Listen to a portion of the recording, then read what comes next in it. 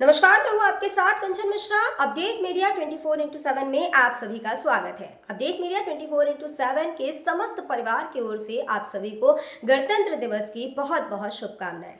यह दिन हमारे देश की स्वतंत्रता, समानता और भाईचारे का प्रतीक है। 26 जनवरी 1950 को हमारा संविधान लागू हुआ था, जिसने हमें लोकतंत्र में अपने अधिकारों और कर्तव्यों का बोध कराया। हमें गर्व है कि हमारे संविधान ने हर नागरिक को समानता, स्वतंत्रता और न्याय का अधिकार दिया है। यह दिन भारत के संविधान लागू होने की याद में मनाया जाता है। भारत का संविधान 26 जनवरी 1950 को लागू हुआ था।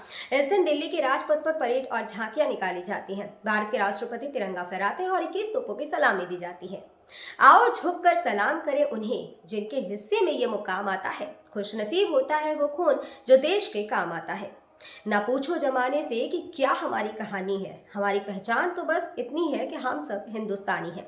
ना जियो धर्म के नाम पर, ना मरो धर्म के नाम पर, इंसानियत ही है धर्म वतन का, बस जियो वतन के नाम पर। एक बार फिर से आप सभी को अपडेट मीडिया 24x7 के समस्त परिवार की ओर से गणतंत्र दिवस की बहुत।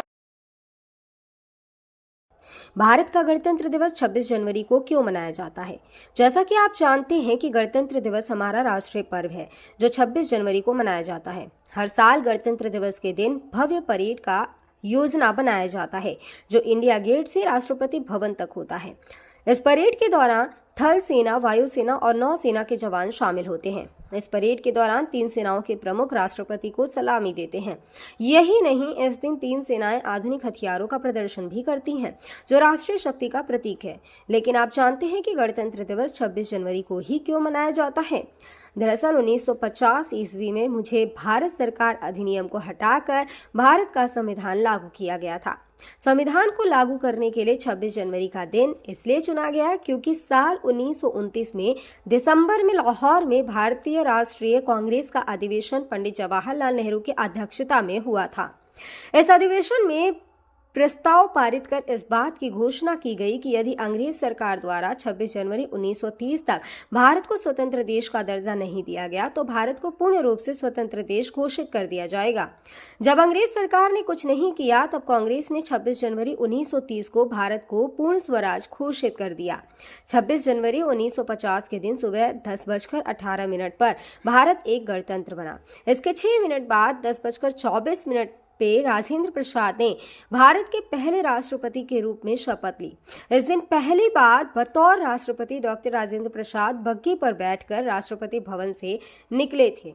इस दिन पहली बार भारतीय सैन्य बल की सलामी ली। पहली बार उन्हें गॉर्ड ऑफ स्वामित्व दिया गया था। गणतंत्र दिवस के दिन भारत में राष्ट्रीय अवकाश भी घोषित किया जाता है। यह हमारे देश के लिए बेहद ही खास पर्व है। साथ ही यह हमारे लिए बेहद ही गर्व का विषय है कि हमारे राष्ट्र को एक गणराज्य के रूप में स्थापित हुए 76 वर्ष पूरे हो चुके हैं। देश की संप्रभुता और एकीकरण को दर्शाने वाला यह त्योहार हर भारतीय के मन में देशभक्ति की भावना का संचार करता है। 26 जनवरी 1950 21 तोपों की सलामी के साथ तिरंगा फहराते हुए राष्ट्रपति डॉक्टर राजेंद्र प्रसाद ने स्वतंत्र भारत का स्वनिर्मित संविधान लागू किया। भारत के नए युग की शुरुआत के साक्षी देशवासियों सहित सी गोपालाचारी, जवाहरलाल नेहरू, सरदार पटेल जैसे गणमान्य बने। मात्र 3 साल पहले आजादी की सुबह देखने वाले देश ने अपना संविधान बनाकर विश्व को अपनी संप्रभुता का परिचय दिया। हालांकि ये डगर इतनी आसान नहीं थी। इतिहास के पन्नों को टटोले तो मालूम होता है कि स्वराज के साथ ही अपने संविधान, हक और हुकूम की लड़ाई बेहद चुनौती भरी थी। दरअसल अंग्रेजों की गुलामी से त्रस्त देशवासियों को प्रथम विश्व युद्ध के दौरान एक सुनहरा अवसर हाथ लगा जब ब्रिटेन की ओर से मदद की गुहार लगाई गई। भारतीयों ने सहर्ष प्रस्ताव स्वीकार किया और वर्ल्ड वॉर में ब्रिटेन के साथ खड़े नजर आए। यह उद्देश्य के साथ कि उन्हें आगे चलकर अंग्रेजों की हुकूमत से आजादी मिल जाएगी। लेकिन एक बार फिर अंग्रेज अपनी बात से पलटते नजर आए और आजादी के बदले लेकर आए भारत सरकार अधिनियम 1919। इस अधिनियम का असर ये रहा कि देश के कुछ बड़े प्रांत में दोहरी शासन प्रणाली व्यवस्था लागू हुई। इसके तहत स्वास्थ्य, शिक्षा, कृषि जैसे विषयों को भारतीय मंत्रियों के सम्मुख सौंप दिया गया था।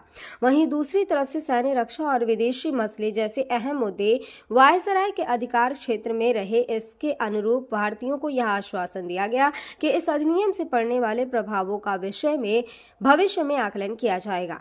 अंग्रेजों के इसी कदम ने जमीन तैयार की साइमन कमीशन की। जो साल 1928 में भारत की धरती पर दाखिल हुआ। साइमन कमीशन ने बड़े ही नाटकीय अंदाज में संवैधानिक सुधारों की समीक्षा कर अपनी रिपोर्ट तैयार की। लेकिन अब समय बदल गया है। अब देशवासी अंग्रेजों के बहकावे में नहीं आने वाले थे, क्योंकि स्वराज के साथ साथ अपने संविधान की मांग भी धीरे धीरे देशवासियों के मन में परवान चढ़ने लगी थी। साइमन कमीशन रिपोर्ट के बाद देश भर में जमकर आंदोलन हुए। इसे शांत करने के लिए ब्रिटिश सरकार ने राउंड टेबल कॉन्फ्रेंस का आयोजन किया।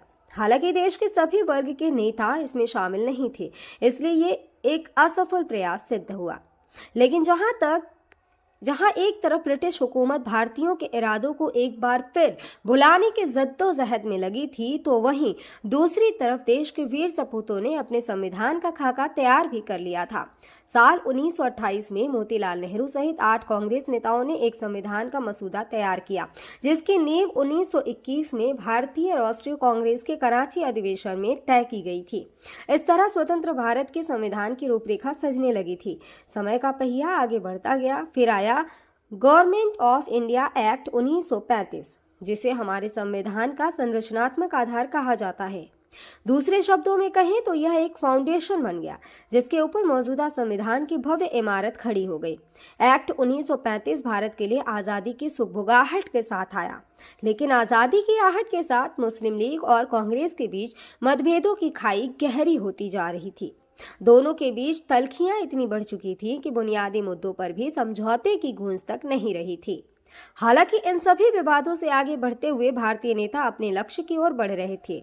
दूसरे विश्व युद्ध के दौरान 1945 में सभी पार्टियों की सहमति से संविधान का प्रारूप तैयार कर लिया गया था, जिसे सार्वभौमिक वयस्क फ्रेंचाइजी स्वतंत्रता और समानता के साथ अल्पसंख्यकों के अधिकारों की रक्षा का विशेष ध्यान रखा गया था। इसके साथ ही भारत छोड़ो आंदोलन और आजाद हिंद फौज की निर्भीकता ने अंग्रेजों ने भारत में अनंत काल तक राज करने का सपना चूर चूर कर दिया था। जैसे जैसे भारतीय राष्ट्रीय आंदोलन जोर पकड़ता गया, ब्रिटिश हुकूमत पर संविधान निर्माण के लिए संविधान सभा के गठन का दबाव भी बढ़ता गया। इस गहमा गहमी के बीच आखिरकार 9 दिसंबर 1946 में नई दिल्ली के संवैधानिक हॉल में संविधान सभा की पहली बैठक हुई, जिसमें महात्मा गांधी को छोड़कर उस वक्त के राष्ट्रीय आंदोलन से जुड़ी करीब हर बड़ी शख्सियत शामिल थी, जिसका मुस्लिम लीग ने भारत को 2 हिस्सों में बांटे नए मुल्क पाकिस्तान की मांग को लेकर बैठक का बहिष्कार किया। लिहाजा पहली बैठक में कुल 207 सदस्यों ने हिस्सा लिया, जहां सभा के सबसे वरिष्ठ सदस्य डॉक्टर सच्चिदानंद सिन्हा को सभा का अस्थायी सदस्य चुना गया। हालांकि 2 दिन बाद 11 दिसंबर को डॉक्टर राजेंद्र प्रसाद सभा के अध्यक्ष निर्वाचित हुए और डॉक्टर एच.सी. मुखर्जी और वी.टी. कृष्णमाचारी को सभा का उपाध्यक्ष बनाया गया। इसी कड़ी में आया सुनहरा दिन 15 अगस्त 1947 का, जब गुलामी की बेड़ियों को तोड़ भारत ने आज़ादी की नई सुबह देखी। देशवासियों में जोश भरते हुए आज़ाद भारत के प्रथम प्रधानमंत्री जवाहरलाल नेहरू ने बुलंद आवाज में देश को संबोधित किया। इतिहास के पन्नों में यह भाषण ट्रस्ट विद डेस्टिनी नाम से दर्ज हुआ। इसके साथ ही तेज हुई संविधान निर्माण की प्रक्रिया। आज़ादी के बाद चुनौतियों में इजाफा हुआ। संविधान पर सामग्री की कमी थी, लेकिन उसका सही चयन और उचित व्याख्या का काम बहुत जटिल था। बी.एन. राव द्वारा तैयार किए गए संविधान के प्रारूप पर विचार विमर्श करने के लिए संविधान सभा 29 अगस्त 1947 को एक संकल्प पारित करके प्रारूप समिति का गठन किया। इसके अध्यक्ष के रूप में डॉक्टर भीमराव अंबेडकर को चुना गया। इस समिति में अंबेडकर के अलावा 6 और सदस्य थे। संविधान निर्माण के दौरान कई अहम फैसले लिए गए, जिसके राष्ट्रमंडल के समूह में भारत की सदस्यता, राष्ट्रध्वज का चयन, साथ ही राष्ट्रगान और राष्ट्रनीति का चुनाव शामिल था। यहाँ दिलचस्प बात यह है कि संविधान में सबसे पहले नंबर पर आने वाली उद्देशिका सबसे अंत में पारित हुई। संविधान अगर राजनीतिक असंवैधानिक दस्तावेज है, तो पीएमएल एक ग्रंथ को दार्शनिक नजरिया प्रदान करती है। डॉक्टर भीमराव अंबेडकर की अगुवाई में संविधान निर्माताओं ने 60 देशों के संविधानों का अध्ययन किया। 4 नवंबर 1948 को संविधान का अंतिम प्रारूप पेश किया। संविधान तैयार करने के बाद मुश्किल खड़ी हुई कि इसे सुंदर अक्षरों में पिरोकर कैसे संजोया जाए। इस उधेड़-बुन के बीच प्रेम बिहारी नारायण रायजादा का नाम सामने आया, जो कि अपने दौर के सबसे विख्यात कैलीग्राफर थे। उसके बाद भारत का संविधान प्रेम बिहारी नारायण रायजादा सुलेख फॉन्ट में लिखा गया। उसके प्रत्येक पृष्ठ को नंदलाल बोस के मार्गदर्शन में शांति निकेतन के कलाकारों द्वारा अलंकृत किया गया। इस तरह कुल 2 साल 11 महीने और 18 दिनों में विश्व के सबसे बड़े लोकतंत्र का स्वनिर्मित संविधान बनकर तैयार हुआ। आधिकारिक तौर पर 26 नवंबर 1949 को संविधान को पारित किया गया, जिस पर संविधान समिति के 15 महिलाओं सहित 284 सदस्यों ने हस्ताक्षर किए। वहीं संविधान लागू करने के लिए 26 नवंबर को चुना गया, क्योंकि 26 जनवरी 1930 को भारतीय कांग्रेस के लाहौर अधिवेशन में पूर्ण स्वराज का प्रस्ताव रखा गया था। इतिहास में इसे प्रथम स्वतंत्रता दिवस के रूप में भी जाना जाता है। यही कारण है संविधान लागू करने के लिए भारत के प्रथम स्वतंत्रता दिवस यानी 26 जनवरी को चुना गया।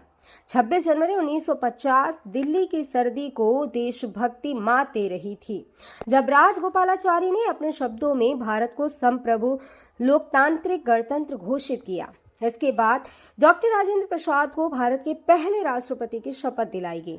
उसके बाद सार्वजनिक समारोह की शुरुआत हुई, जिसमें राष्ट्रपति डॉक्टर राजेंद्र प्रसाद और मुख्य अतिथि इंडोनेशिया के अध्यक्ष सुकर्नो हुए और मुख्य अतिथि इंडोनेशिया के अध्यक्ष सुकर्नो भी शामिल हुए। इसी तरह दिनांक 26 जनवरी 1950 इतिहास के पन्नों में स्वर्णिम अक्षरों में दर्ज हो गया। ग्राम गढ़गुआ, ब्लॉक चालौन, जनपद चालौन प्रधान सोनम और प्रतिनिधि सर्वेश कुमार की ओर से समस्त गांव वासियों, नगर वासियों और देशवासियों को गणतंत्र दिवस की बहुत बहुत शुभकामनाएं। और साथ ही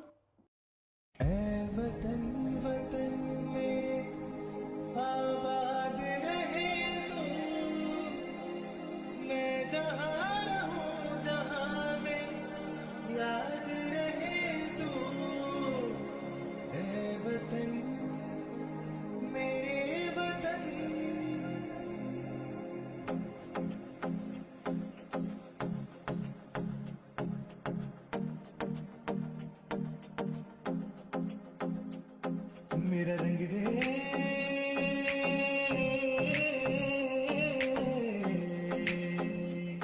मेरा रंग दे बसंती चोला, माए रंग दे, मेरा रंग दे बसंती चोला, माए रंग दे, मेरा रंग दे बसंती चोला, रंग दे।